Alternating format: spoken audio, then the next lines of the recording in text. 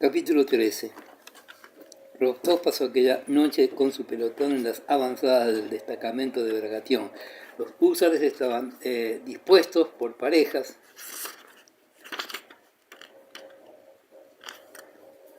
y él recorría a caballo la línea tratando de vencer el sueño irresistible que le cerraba los ojos. Detrás, en un vasto espacio, brillaban indistintamente a través de la neblina los fuegos de nuestros bivaques, mientras en alrededor y ante él extendíanse la negrura de la noche. No obstante,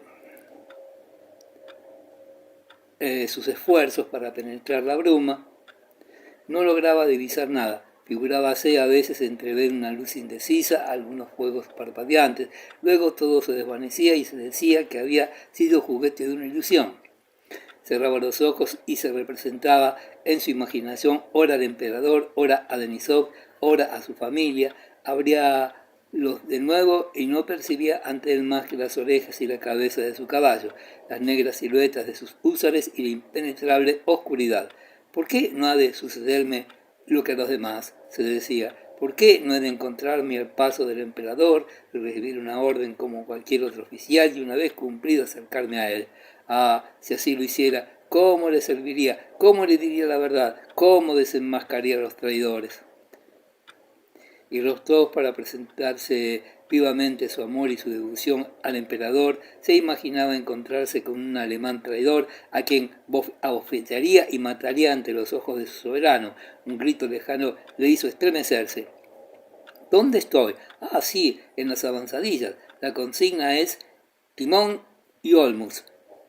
Qué pena que nuestro escuadrón esté mañana de reserva. Si al menos me permitieran tomar parte en la acción, sería tal vez la única posibilidad de ver al emperador. Haré otra ronda y una vez de vuelta iré a pedirlo al general. Se acomodó en la silla y marchó a inspeccionar una vez más a sus húsares. La noche le pareció menos oscura. A la izquierda distinguía confusamente una suave pendiente y enfrente, escarpado y abrupto, un pequeño cerro en cuya cumbre apareció una mancha blanca totalmente inexplicable para Rostov. ¿Era un claro iluminado por la luna, un grupo de casas blancas o una capa de nieve? Creyó incluso observar que aquella mancha se movía. «Una mancha blanca», dijo Rostov, «indudablemente es nieve». «Una mancha blanca», repitió medio dormido, y se meció de nuevo en sus ensoñaciones. Natacha murmuró para sí: «No querrás creer jamás que viste al emperador».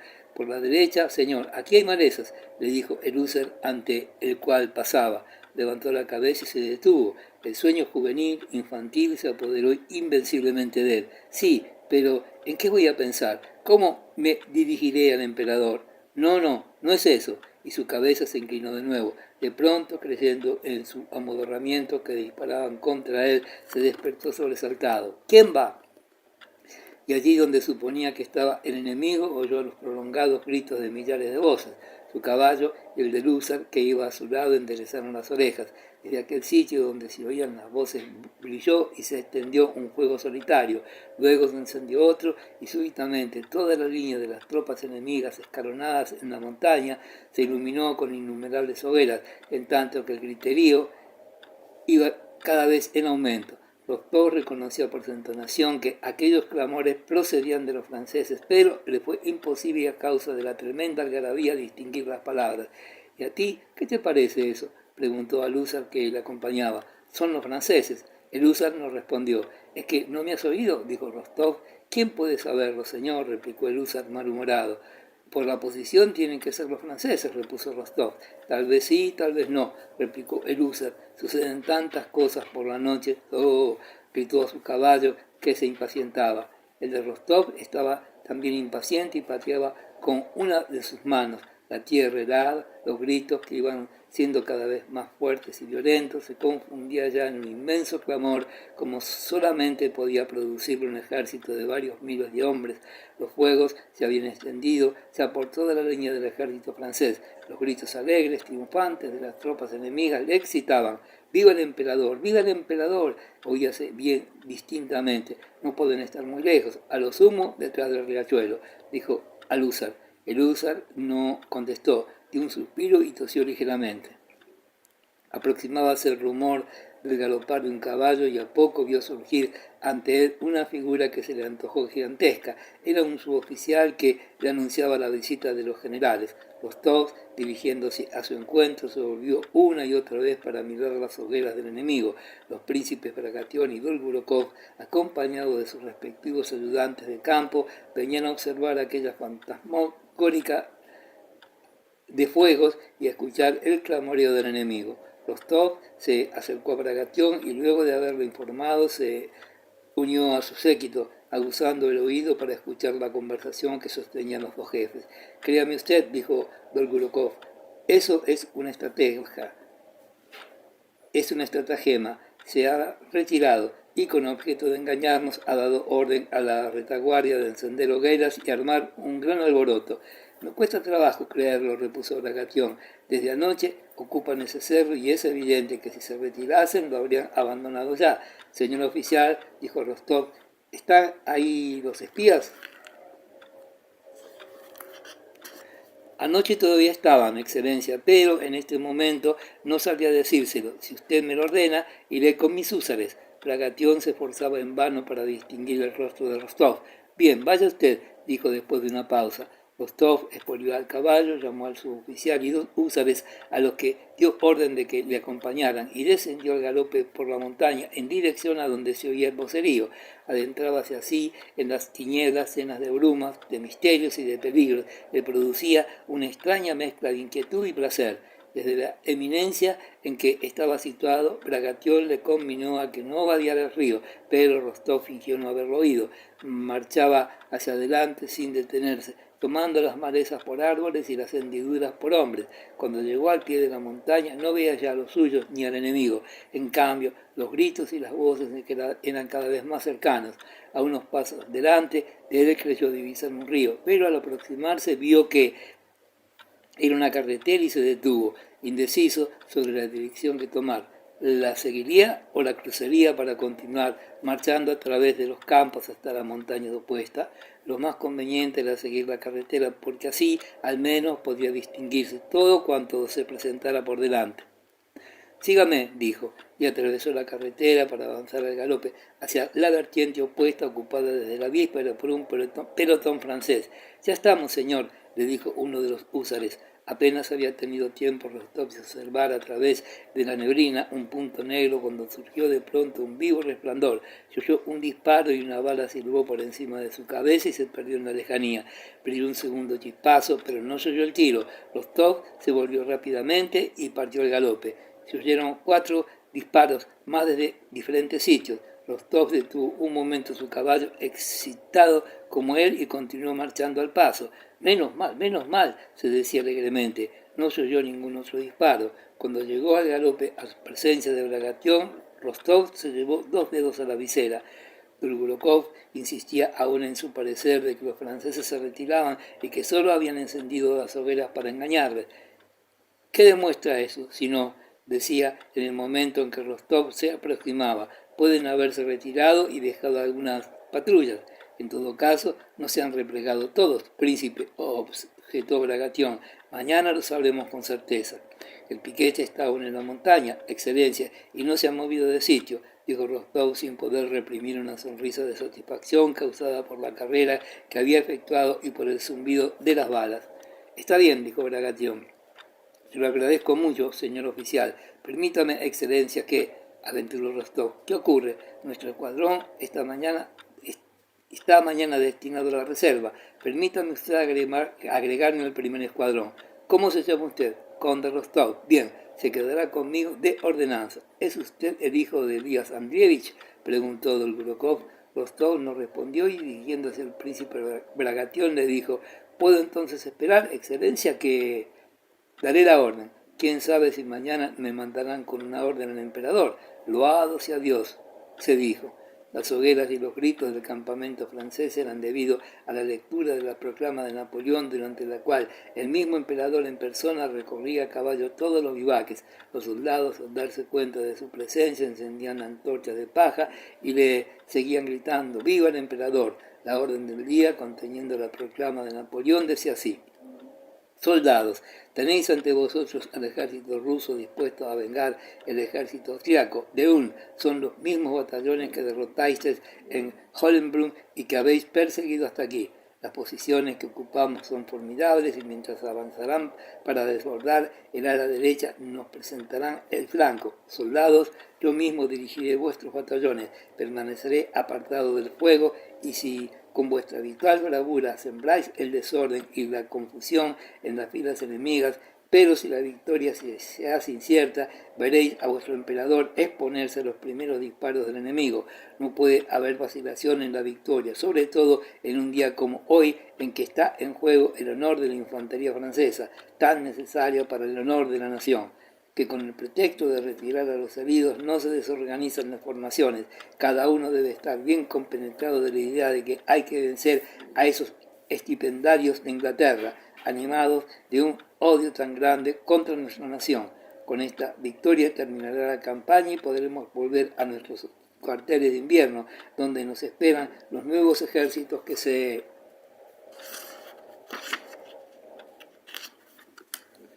están formando en Francia, y entonces la paz que firmaré será digna de mi pueblo, de vosotros y de mí. Napoleón. Capítulo 14. A las 5 de la mañana no se había levantado en el día. Las tropas del centro, las reservas y el flanco derecho de Bagration permanecían inmóviles, pero en el flanco izquierdo, las columnas de infantería, de caballería y de artillería, que según el plan establecido tenían órdenes de descender de las alturas para atacar el flanco derecho de los franceses y rechazarlos hacia las montañas de Bohemia, comenzaban a moverse y a efectuar sus preparativos. Hacía frío y la oscuridad era muy densa. Los oficiales desayunaban y tomaban apresuradamente su té. Los soldados masticaban galletas, golpeaban el suelo con los pies para calentarse y se agrupaban en torno de las hogueras donde echaban los restos de las cajas, mesas, ruedas, toneles, en una palabra todo cuanto podía llevarse consigo. La llegada de los guías austríacos fue la señal para que todo se pusiera en movimiento. El regimiento se agitaba, los soldados se retiraban del fuego, metían sus pies en las cañas de sus botas y colocando sus sacos en las carretas, tomaban los fusiles y se alineaban en perfecto orden. Los oficiales abrochaban sus uniformes, ajustaban sus cinturones, colgaban sus mochilas e inspeccionaban minuciosamente las filas y estiraban los equipajes. Los servidores de los carros y los asistentes enganchaban las bestias y estiraban los equipajes. Los ayudantes de campo y los comandantes de regimiento y de batallón montaban a caballo, se santiguaban, daban sus últimas órdenes e instrucciones a los soldados que se quedaban con los furgones y las columnas avanzaban sin saber hacia dónde se dirigían y sin vislumbrar siquiera, a causa de la densa niebla, el terreno que abandonaban y aquel por donde se adentraban. En una marcha, el soldado tiene tan limitados sus medios de acción y está tan incrustado su regimiento como el marino su barco.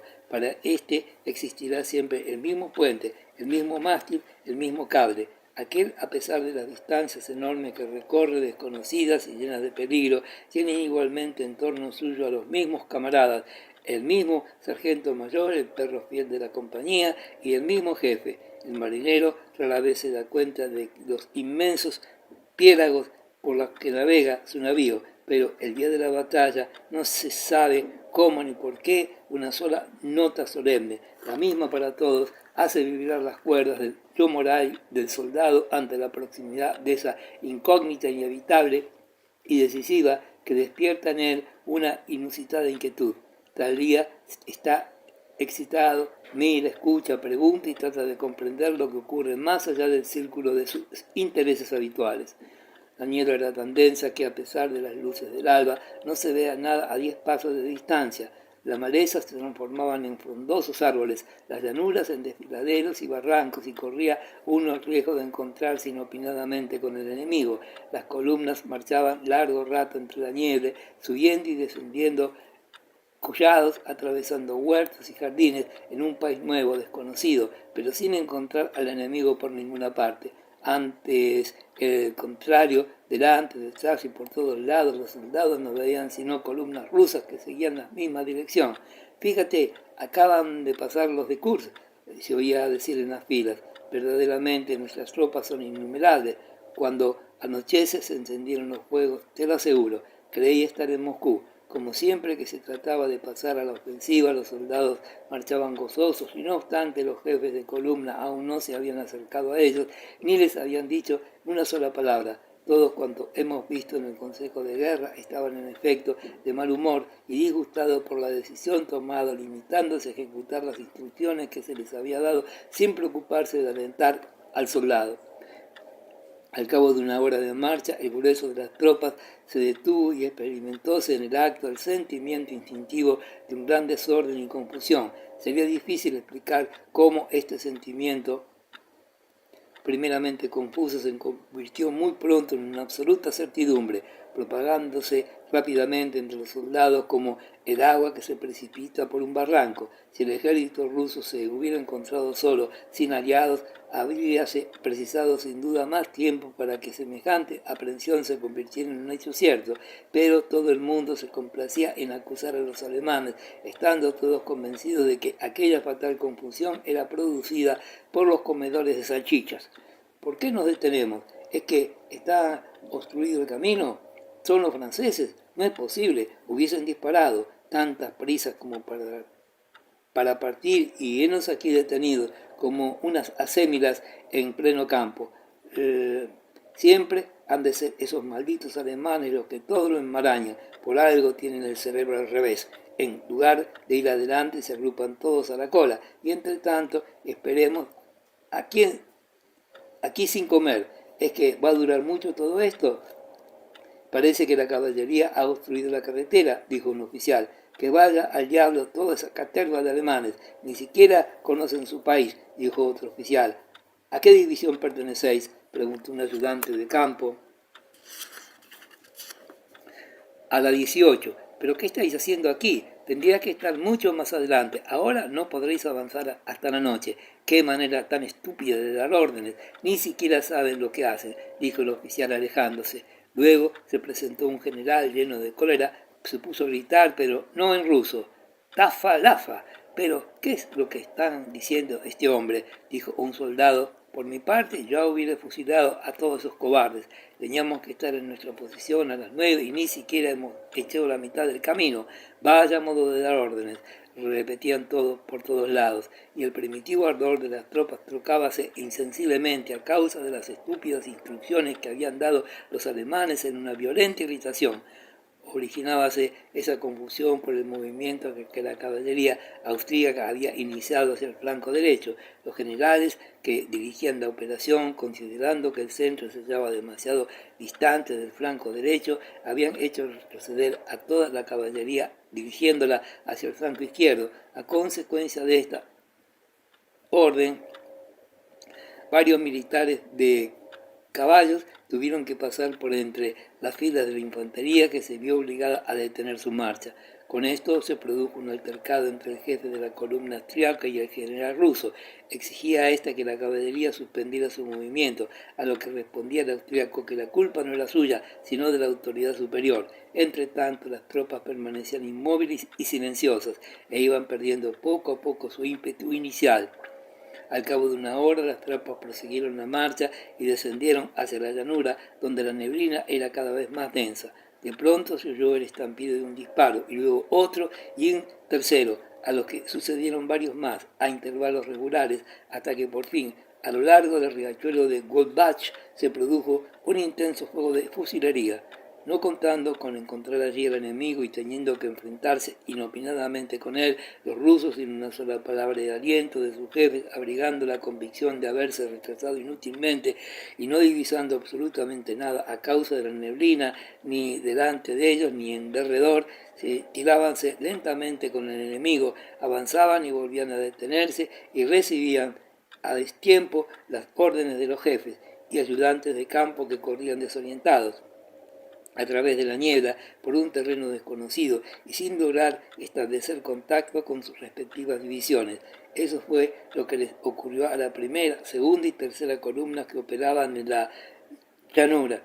¿Estaba el grueso de las fuerzas enemigas allí expertas como se suponía o estaba allí oculta a todos los ojos? Nadie lo supo hasta las 9 de la mañana, hora en que la cuarta columna mandada por Kutuzov, ocupaba la loma de Pratzen. Entre tanto, Napoleón, rodeado de sus mariscales, estaba en las alturas de Erlapanich. Encima de él extendíase el cielo azul y el enorme disco solar balanceábase como una inmensa tea encendida sobre el océano lácteo de los plumosos vapores. Ni las tropas francesas ni Napoleón, rodeado de su estado mayor, se hallaban al otro lado del riachuelo ni en el llano, donde estaban situados los pueblos de Sokolnik y Slavnich, cuyas posiciones a su espalda contábamos ocupar para dar principio al ataque. Por el contrario, estaban mucho más acá y tan cercanos a nosotros que Napoleón podía distinguir a simple vista un infante y un jinete vestido con un capote gris, el mismo que había usado para la campaña de Italia, montado en un pequeño caballo gris de raza árabe, permanecía un poco separado de sus mariscales, atisbando en silencio los contornos de las colinas que emergían poco a poco de la neblina y sobre las cuales se movían a lo lejos las tropas rusas, y prestando oídos a la acción de fusilería iniciada al pie de la loma.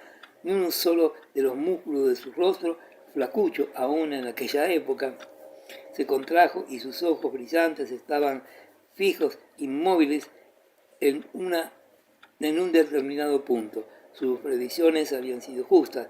Una gran parte de la tropa rusa había descendido hacia la llanura y avanzaba hacia la línea de los estanques.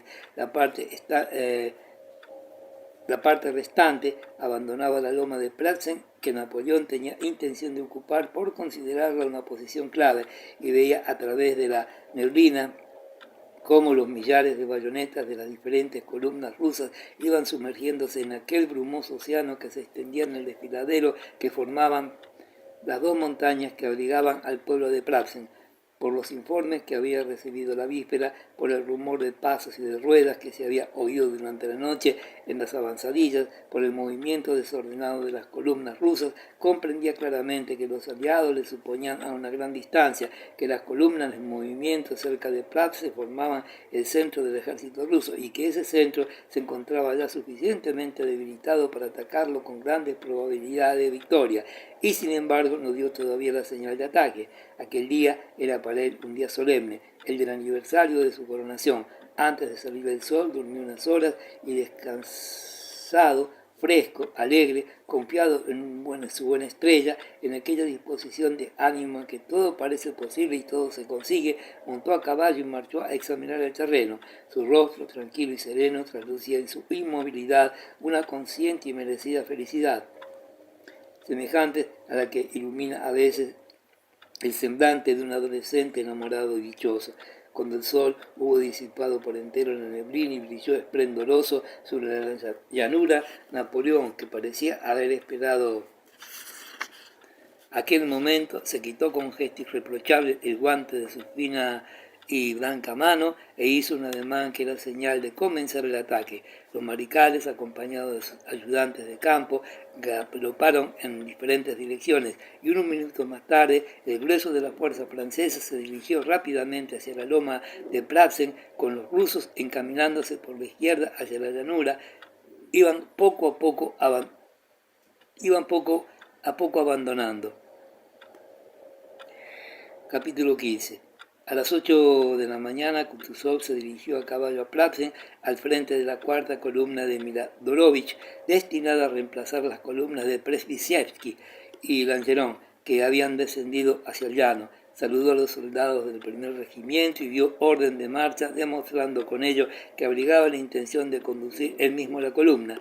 El príncipe Andrés, que formaba parte del numeroso séquito del generalísimo, estaba exaltado, pero sereno y frío en apariencia, como acostumbra estar quien siente próximo el momento tan ardiente deseado. Estaba firmemente convencido de que aquel día sería su Tolón o su puente de Arcola. Conocía el terreno y la posición de nuestras tropas y mejor tal vez que cualquier otro oficial superior de nuestro ejército. En cuanto a su plan estratégico que las circunstancias imposibilitaban de ejecutar, lo había ya completamente olvidado. Siguiendo en su imaginación el plan de Unroder, preguntábase cuál podrían ser las incidencias que acaso le permitirían poner de manifiesto la justeza y la rapidez de sus concepciones. A la izquierda, al pie de la montaña, la neblina se oían descargas entre tropas invisibles. Allí se encontraba se concentraba la batalla. Se decía, allí surgirán los obstáculos y allí me enviarán con una brigada o una división. Y entonces, enarbolando la bandera, marcharé hacia adelante, arrollando cuanto yo ponga a mi paso. Así, viendo desfilar ante él los batallones, pensaba una y otra vez, quizás sea esta la bandera con que avanzarán mis tropas. A la derecha, al adentrarse en la neblina, la guardia dejaba en pos de sí un rumor de pasos y de ruedas, y guiarse de vez en cuando el brillo de las bayonetas. A la izquierda, detrás del pueblo, las masas de caballería seguían avanzando, la infantería estaba colocada delante y detrás de los soldados. El generalísimo Kutuzov presenciaba con manifiesto cansancio y mal humor el desfile de las tropas que partían del pueblo. De pronto, y sin mediar orden alguna, la infantería se detuvo ante él a causa sin duda de algún obstáculo que obstruía el paso a la cabeza de la columna. De usted orden de que se dividan en batallones y que den la vuelta al pueblo, dijo Kutuzov con sequedad al general que avanzaba hacia él. ¿Cómo es posible que no comprenda usted que no puede marcharse de este modo por las calles de un pueblo causada cuando se avanza contra el enemigo? Precisamente contaba formar delante del pueblo, excelencia.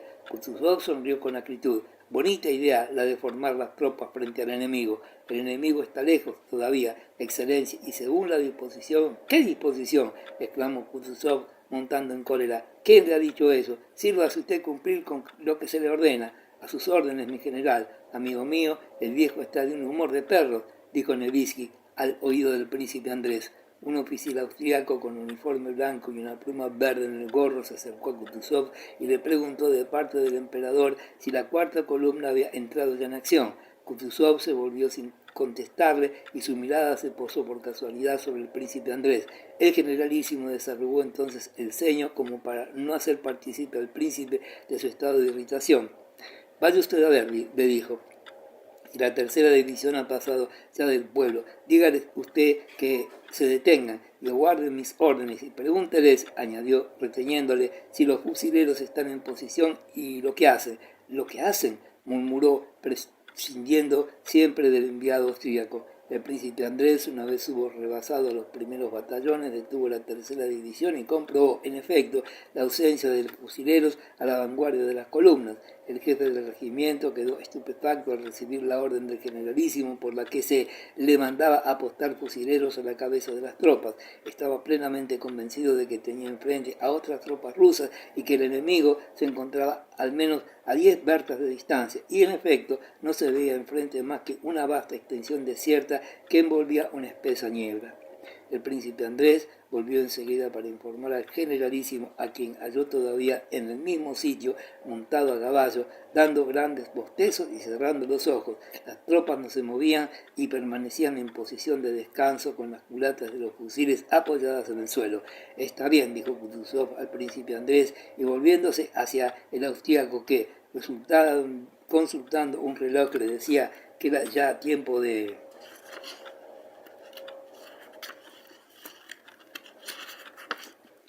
ponerse nuevamente en marcha, puesto que todas las columnas de la izquierda habían descendido a la llanura, añadió, no hay que apresurarse, dijo después de un bostezo, tenemos tiempo de sobra. En aquel momento oyeron detrás de ellos los gritos de los regimientos que saludaban a otras tropas que avanzaban con rapidez a lo largo de las columnas en marcha. Cuando los soldados del regimiento ante el cual estaba Kutuzov comenzaron a gritar, el generalísimo retrocedió algunos pasos y frunció el entrecejo. Por el camino de Pratzen llegaba a galope tendido un escuadrón de jinetes con uniformes de diferentes colores, los de los cuales se destacaban de los demás. Uno, que vestía uniforme negro y se adornaba con una pluma blanca, iba montado en un caballo alazán que apenas tenía cola. El otro, con uniforme blanco, cabalgaba un negro corcel. Eran los dos emperadores y su séquito. Kutuzov, con la afectación de un subordinado que está en su puesto, ordenó silencio a las tropas y saludando militarmente se acercó al emperador. La persona y las maneras del generalísimo, súbitamente metamorfoseadas, cobraron la apariencia de esa ciega sumisión del inferior que se abstiene de todo razonamiento. Su afectado respeto parecía causar en el emperador Alejandro una impresión desagradable que se disipó enseguida hasta no dejar ninguna huella en su rostro juvenil, radiante de felicidad. La indisposición que le había quejado días pasados había afinado un poco su rostro, pero en sus ojos grises y en sus finos labios persistía la misma deliciosa mezcla de majestad y dulzura, la misma movilidad de expresión y sobre todo la impresión de ingenua e inocente juventud. Si en la revista de Holmund aparecía con serena majestuosidad, mostrábase en la presente ocasión más alegre y enérgico, sofocado por la rápida carrera que acababa de efectuar, detuvo su caballo y, respirando a pleno pulmón, se volvió hacia su joven séquito, tan animoso como él, integrado por la flor de la juventud austrorusa, de los regimientos del ejército y de la guardia, Czartoryski, Novosibirsk, Volkonki, Stroganov y otros formaban parte del escolta y conversaban, riendo entre ellos, vestidos con brillantes uniformes, montados en elegantes caballos, permanecían a algunos pasos del emperador. El emperador Francisco, joven aún, de rostro enjuto, se mantenía erguido al lomo de su hermoso caballo negro y miraba con preocupación en torno suyo, y le hizo señas de que se acercase. Seguramente va a preguntarle la hora de la marcha, se dijo el príncipe Andrés, siguiendo los movimientos de su antiguo conocido. Recordaba en aquel momento las preguntas que el emperador le dirigió en Brünn. Figuraban en séquito de los emperadores lo más florido de la juventud rusa y austríaca y de los regimientos de la guardia y de la infantería, montados todos sus componentes en magníficos caballos cubiertos con mantas bordadas. La presencia de esa brillante mocedad, plena de confianza en el éxito, disipó el estado de apatía en que estaba sumido el Estado Mayor de Kutuzov. ¿Por qué no comienza usted, Ilariónovich?, preguntó el emperador. Esperaba a su majestad, dijo Kutuzov, inclinándose con respeto. Lo mismo hizo el emperador, como si no lo hubiera oído. Esperaba a su majestad, repitió Kutuzov, y el príncipe Andrés observó un movimiento de su labio inferior en el momento que pronunció esperaba. Las columnas no están todavía reunidas, majestad.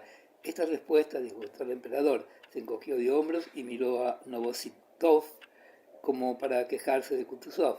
No estamos precisamente en el campo de Marte, Miguel Ilarinovich, para no comenzar hasta que todos los regimientos estén en línea, dijo el emperador dirigiendo una ojeada al emperador Francisco, como si le invitara, si no a intervenir en la conversación, sí, al menos a que la escuchara, pero este último pareció no preocuparse de ello.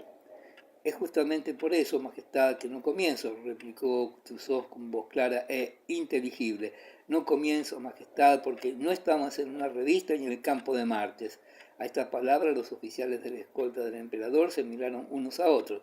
Por viejo que sea, no debería hablar con este tono, decían claramente sus rostros que expresaban una total desaprobación. El emperador fijó sus ojos en los de Kutuzov en espera de que le dijera algo más. Este inclinó respetuosamente la cabeza y guardó silencio. Después de unas pausas recobró la actitud y el tono de un inferior que aguarda órdenes. No obstante, si su majestad lo ordena, dijo, expolió al caballo y llamando al jefe de la columna, Miladorovich, le dio orden de avanzar. El ejército se agitó nuevamente y dos batallones del regimiento de Novgorod y uno de los de Abcherón desfilaron ante el emperador. En el momento de pasar el batallón de Abcherón, Miladorovich se colocó al frente del mismo. Su capa echada hacia atrás dejaba al descubierto su uniforme repleto de condecoraciones, con el unicornio adornado de un enorme penacho ladeado. Se detuvo al pasar ante el emperador y le saludó con gran prosopopeya. Con la ayuda de Dios, general, le dijo el emperador, haremos cuanto esté de nuestra mano, majestad, replicó alegremente, provocando una sonrisa burlona entre los oficiales de la escolta del emperador, a causa de su extraño acento francés. Miladorovich tiró de las riendas y situó su caballo algunos pasos a espaldas del emperador. Los soldados del regimiento de Abcherón, excitados por la presencia de su soberano, desfilaron con paso seguro, cadencioso, ante la escolta imperial. Muchachos, gritó de pronto Miladorovich, olvidando la presencia de su soberano y compartiendo el ímpetu de sus bravos que habían sido compañeros suyos bajo el mando de Suvarov. No es el primer pueblo, muchachos, que conquistáis a la bayoneta. A la orden, mi general, respondieron los soldados. A consecuencia de aquel grito inesperado, el caballo del emperador, que era el mismo que había montado durante la revista en Rusia, se encabritó ligeramente. Aquí, en el momento de batalla de Austerlitz, sorprendido de hallarse junto al negro corcel del emperador Francisco, enderezaba las orejas al inusitado ruido de las descargas sin comprender el significado que éstas tenían y nada de lo que aquel día decía y pensaba su augusto jinete. El emperador, señalando a uno de sus íntimos, los batallones que se iban alejando, hizo asomar a sus labios una leve sonrisa. Capítulo 16. Kutuzov, acompañado de sus ayudantes de campo, siguió al paso a sus fusileros. Después de haber recorrido cosa de media versta, se detuvo cerca de una casa aislada, probablemente un mesón abandonado, situado en el cruce de dos caminos que descendían de la montaña y que estaban ocupados por nuestras tropas. La niebla se iba disipando y comenzaban a distinguirse las confusas masas del ejército enemigo situado en las alturas de enfrente. A la izquierda, en el valle, oíanse distintamente un vivo tiroteo de fusilería. Mientras Kutuzov conversaba con el general austriaco, el príncipe Andrés pidió a este que le prestara los anteojos.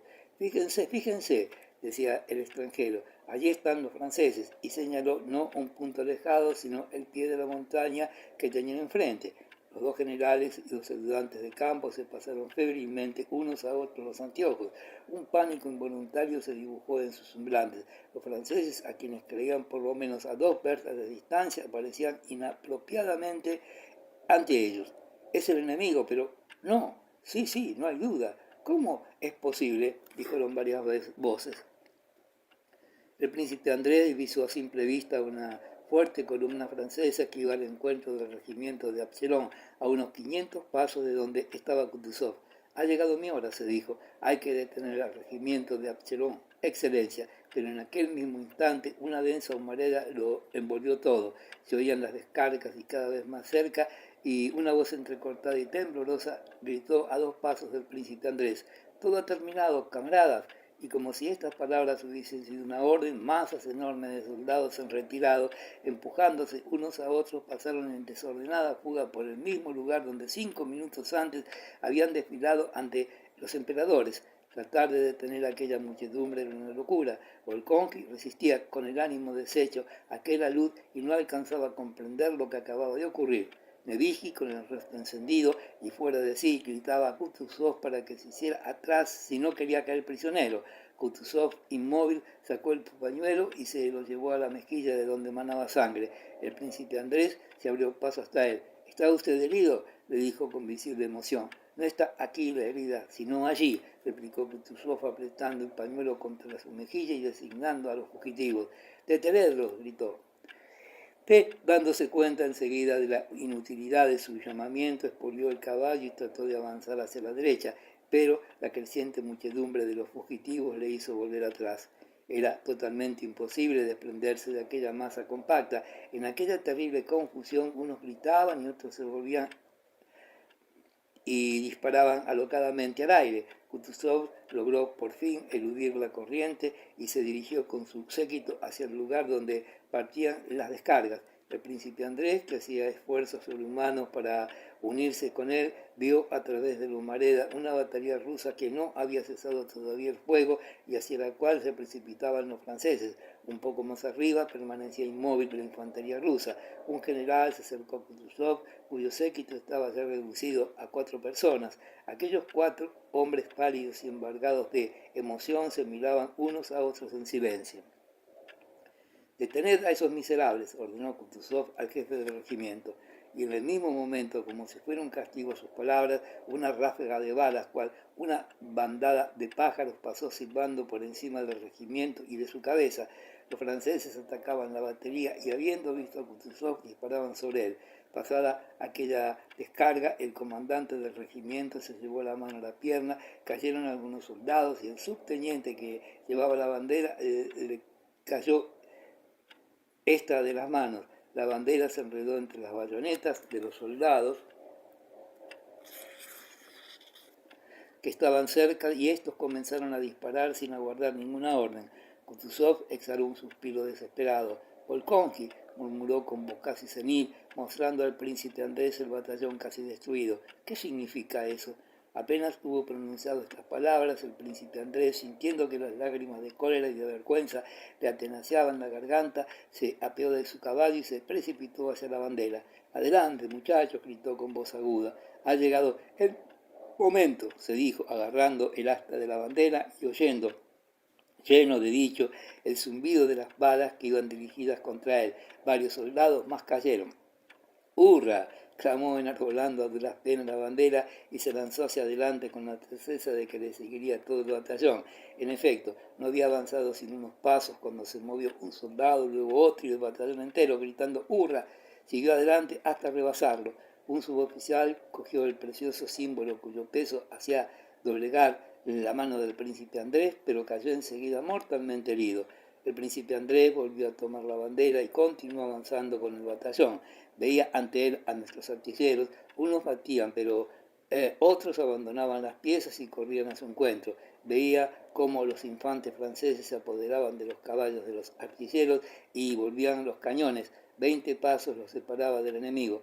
Las balas iban cegando cuantos soldados estaban a su alrededor, pero sus ojos continuaban fijos en la batería en la que un artillero rubio, con el chacó calado hasta los ojos, y un francés se disputaban la posesión de un atacador. Veía perfectamente la expresión extraviada y rabiosa de aquellos dos hombres que ni siquiera se daban cuenta de lo que hacían. ¿Pero qué están haciendo?, se preguntó el príncipe Andrés. ¿Por qué el artillero, desarmado como está, no huye para que el francés no le derribe? Cuando nuestros soldados no tengan tiempo, se acordará el francés de que tiene un fusil. En efecto, otro francés se acercó a los dos combatientes y la suerte del rubio artillero que acababa de arrancar el atacador de las manos de su adversario iba a ser decidida. Pero el príncipe Andrés no logró ver el final de aquella contienda porque recibió en la cabeza un golpe de una extrema violencia que creyó que le había infligido uno de sus vecinos. Sentía un dolor agudo, pero lo que más le contrariaba era no poder ver lo que miraba. ¿Pero qué me pasa? Me estoy cayendo. Las piernas se me doblan, pensó, y cayó de espaldas. Volvió a abrir los ojos con la esperanza de enterarse del desenlace de la lucha de los dos franceses con el artillero y si se había o no salvado los cañones, pero solo vio muy alto encima de su cabeza un cielo inmenso, moteado de leves y grisáceas nubes. ¡Qué serenidad! ¡Qué paz!, se decía. No era así cuando corríamos gritando alocadamente, cuando aquellos dos hombres se disputaban el atacador.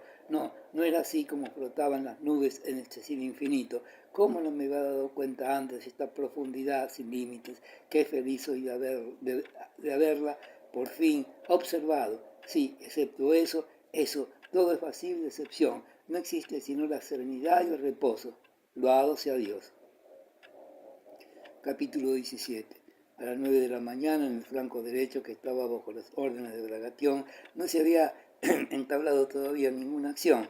Resistíase el príncipe a acceder a la sugerencia de Dolgorukov, que le instaba a que moviera sus tropas y, deseoso de librarse de toda responsabilidad, le mandó a que recibiera orden del generalísimo. 10 bertas esperaban las dos alas del ejército y el príncipe Bragatión abrigaba la convicción de que si no mataban al enviado, lo que era poco probable, difícilmente lograría entrevistarse con el general, y aún en el caso que así fuese, no regresaría seguramente hasta el atardecer. Bragatión pasó su mirada expresiva y soñolienta sobre su séquito hasta que sus ojos se posaron en el rostro juvenil de Rostov, mudado a pesar suyo por la emoción y la esperanza, y Rostov fue el elegido. ¿Y si encuentro su majestad antes que al generalísimo? Excelencia, preguntó Rostov. Entonces pide usted las órdenes a su majestad, intervino Dolgorukov, adelantándose de la respuesta que iba a dar Bragatión. Después de haber sido relevado del servicio, Rostov había podido dormir algunas horas. Sentíase alegre, decidido, satisfecho, lleno de confianza en sí mismo y en su buena estrella y dispuesto a emprender lo imposible. Aquella mañana no se realizaron todos sus deseos. Iba a librarse una recia batalla, él tomaría parte en ella y además, agregado al más valiente de los generales, el enviado en misión cerca de Kutuzov, con la posibilidad de encontrarse con el emperador. La mañana era clara y luminosa, su caballo magnífico y su estado de ánimo dichoso y optimista. Así que hubo recibido la orden, partió de galope y corrió a lo largo de la línea. Pasó primero a las tropas de Bragatión, que todavía no habían entrado en fuego y se mantenían inmóviles. Penetró luego en el terreno ocupado por la caballería de Ubarov, donde observó las primeras señales precursoras del ataque. Pronto oyó cada vez más fuerte el estrépito de los cañones y las descargas de fusilería.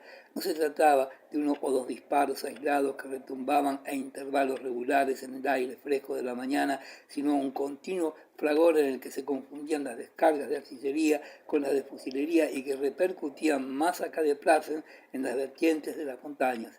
Ligeras nubecillas de humo que se perseguían unas a otras elevábanse de las bocas de los fusiles mientras brotaban de las baterías grandes remolinos de densa humareda que, tras un breve balanceo, iban deshilachándose por el espacio.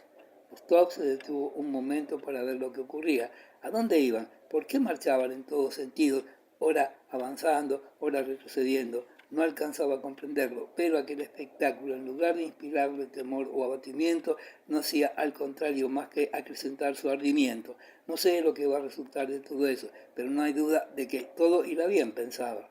Después de haber rebasado las tropas austríacas, llegó a la línea de ataque. Allí estaba la guardia. Me alegro, así la veré más de cerca, dijo. Varios jinetes venían hacia él a galope tendido y reconoció en ellos a los ulanos de la guardia cuya línea había sido rota y se replegaban. Rostov advirtió que uno de los ulanos tenía el rostro ensangrentado. ¿Qué más da?, se dijo. No había avanzado aún 200 pasos cuando vio que a su izquierda, obstruyéndole el camino, avanzaba hacia él una masa informe de caballería con uniformes blancos y negros caballos. Rostov expolió su corcel a fin de dejarles campo libre y lo hubiera logrado ciertamente si la caballería no hubiera acelerado su marcha. Veíala ganar terreno y el trotar de los caballos y el ruido de las armas se aproximaba cada vez más. Al cabo de unos minutos distinguía ya los rostros de los jinetes de la guardia que se aprestaban a atacar a la infantería francesa que se movía contra la nuestra. Rostov oyó la voz de mando: «¡Marchen, marchen!», dada por un oficial que lanzaba a un galope furioso a su caballo pura sangre. Temiendo ser aplastado o arrastrado por aquella masa, Rostov esporeaba vigorosamente el suyo con la esperanza de que antes que le alcanzasen lograría atravesar el terreno que veía enfrente de él. Temía no poder ya evitar el choque del jinete de la guardia que galopaba detrás de él y cuya res y corpulenta figura contrastaba con su endeble apariencia y hubiera sido inevitablemente aplastado, y su beduino, con él, si no se le hubiese ocurrido la feliz inspiración de hacer restallar el látigo ante los ojos del hermoso y fuerte caballo del jinete de la guardia. Este se encabritó y enderezó las orejas, lo que aprovechó Rostov para hostigar nuevamente a su beduino y proseguir su carrera. Apenas había logrado distanciarse de los ulanos cuando oyó gritar ¡hurra!, y volviéndose vio a las primeras filas acometer a un regimiento de infantería francesa de rojas charreteras. La densa humareda de un cañón invisible lo ocultó inmediatamente a sus ojos.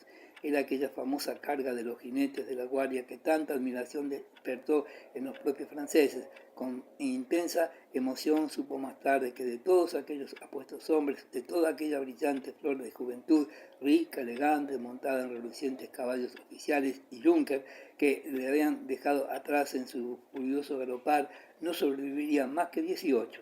¿Por qué he de enviarlo? Ya llegará mi hora, dice Rostov. Quizás vea al emperador. Alcanzó finalmente la infantería de la guardia, advirtió más que oyó que los disparos caían detrás y delante de las tropas. Los rostros de los oficiales tenían una expresión grave y contenida, pero los de los soldados revelaban visiblemente la más honda inquietud. Una voz, la de Boris, le gritó de pronto: Rostov, ¿qué te parece esto? Estamos presionando el espectáculo desde primera fila. Nuestro regimiento ha sido duramente probado, y sonreía con esa feliz sonrisa de los jóvenes que acaban de recibir el bautismo de fuego. Rostov se detuvo. ¿Y qué? Lo hemos rechazado, repuso Boris, que se había vuelto garlador, y le contó cómo la guardia, al ver tropas frente a ella, las había tomado al principio por austríacos, pero que pronto, por el zumbido de las balas, se dieron cuenta de su error, y puesto que estaban apostados en primera línea, debían atacar. ¿A dónde vas?, le preguntó Boris. A ver al comandante en jefe. Ahí lo tienes, repuso Boris, y le señaló a un centenar de pasos de donde lo Dos amigos se hallaban al gran duque Constantino que, vestido con uniforme de jinete de la guardia, con la cabeza hundida entre los hombros y el ceño fruncido, gritaba y gesticulaba contra un oficial austriaco pálido y tembloroso. «Este es el gran duque y yo busco al generalísimo o al emperador», dijo Rostov alejándose. «Conde, conde», le gritó Bert, mostrándole su mano envuelta con un pañuelo ensangrentado. «Me han herido en la muñeca derecha y he permanecido en mi puesto. Y ahora, conde, me veo obligado a sostener la espada con la mano izquierda. En mi familia todos los von Bert han sido caballeros». Y Bert continuó hablando, pero Rostov ya estaba lejos. Flanqueando un terreno desierto a fin de no exponerse al fuego enemigo, siguió la línea de las tropas de reserva, alejándose así del centro de la acción. De pronto, frente a él y detrás de nuestras tropas, en un lugar donde ni siquiera podía sospechar la presencia de franceses, oyó cerca de él un vivo tiroteo de fusilería. «¿Qué puede ser eso?», se preguntó. «¿El enemigo a nuestras espaldas? Es imposible». Y un miedo espantoso se apoderó de él, ante la idea de posible resultado de la batalla. Suceda lo que suceda, tengo que ver al generalísimo, y si todo está perdido, no me queda otro remedio que morir con ellos. El negro presentimiento que de pronto le había asaltado se afirmaba cada vez más según iban avanzando por el terreno ocupado por las tropas de todas las armas que se encontraban detrás del pueblo de Pratzen. ¿Qué significa eso? ¿Sobre quién tiran? ¿Quién dispara?, preguntábase Rostov al cruzarse con soldados rusos y austríacos que huían en tropel y le cerraban el paso. «Vota al diablo, nos han destrozado a todos, todo está perdido», le contestaron en ruso, en alemán, en checo, aquellos fugitivos que no comprendían tampoco lo que ocurría. «Tendrían que fusilar a los traidores, al infierno deberían estar todos esos alemanes», repuso otro, «y esos rusos, que el diablo se los lleve», gruñó un alemán. Por el camino iban arrastrándose algunos heridos. Las injurias, los gritos y los gemidos se confundían en un clamor general. Los disparos de fusilería habían cesado y Rostov supo más tarde que los fugitivos alemanes y rusos se habían tiroteado mutuamente. «Dios mío», se decía Rostov, «el emperador puede ver de un momento a otro esta desbandada. No son, sin duda, más que unos cuantos miserables. No, no puede ser, prefiero no verlo». No podía hacerse la idea de que hubiese sobrevenido un completo desastre, y no obstante podía distinguir perfectamente a baterías y tropas francesas emplazadas en la loma de Pratzen, en aquella misma loma donde tenía orden de dirigirse para entrevistarse con el emperador y el generalísimo. Capítulo 18. Ni un solo jefe era visible en los alrededores del pueblo de Pratzen, donde Rostov no vio más que tropas que huían a la desbandada. Por la carretera desfilaron ante él carreteras y vehículos de todas clases y soldados rusos y austríacos de todas las armas, entre las cuales no pocos estaban heridos. Toda aquella muchedumbre se apresuraba convulsivamente y fundía sus gritos con el siniestro estampido de los proyectiles que arrojaban las baterías francesas desde las alturas del Pratzen. «¿Dónde está el emperador? ¿Dónde está Kutuzov?», preguntaba al azar sin obtener respuesta. Por último, agarrando a un soldado por el cuello, le forzó a escucharle. Amigo, hace ya mucho tiempo que han huido todos», respondió el soldado, riendo, dejando al soldado, que se hallaba sin duda embriagado. Kutuzov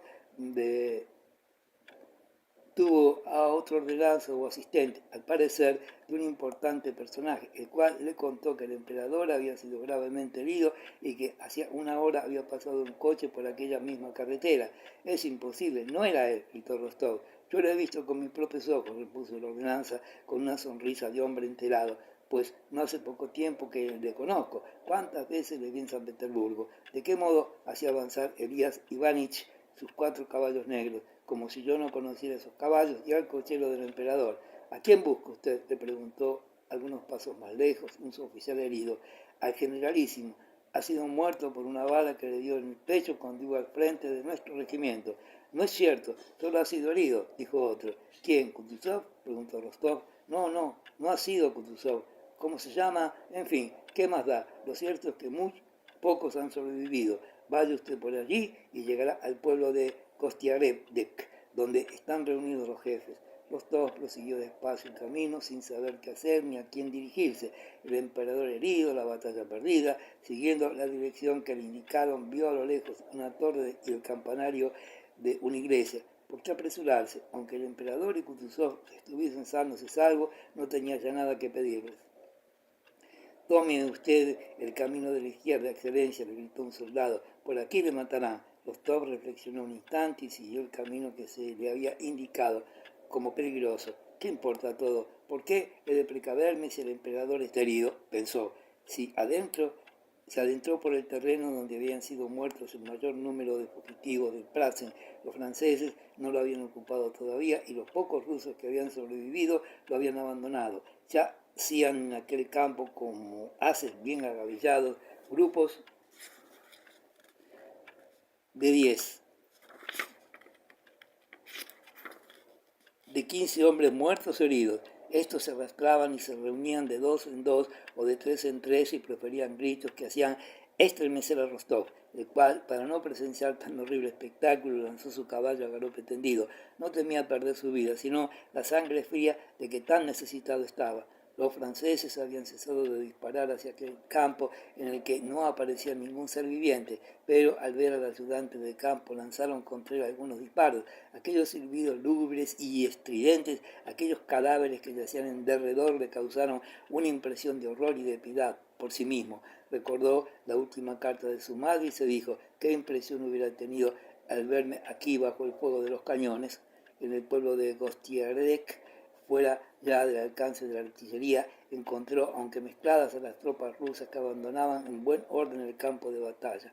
Se hablaba de la batalla perdida como de un hecho ya incontestable, pero nadie podía indicar a Rostov dónde se hallaba Kutuzov y el emperador. Aseguraban unos que éste estaba realmente herido y otros desmentían este rumor explicándolo por la huida del gran mariscal conde Tolstoy, a quien se había visto pasar en el coche del emperador.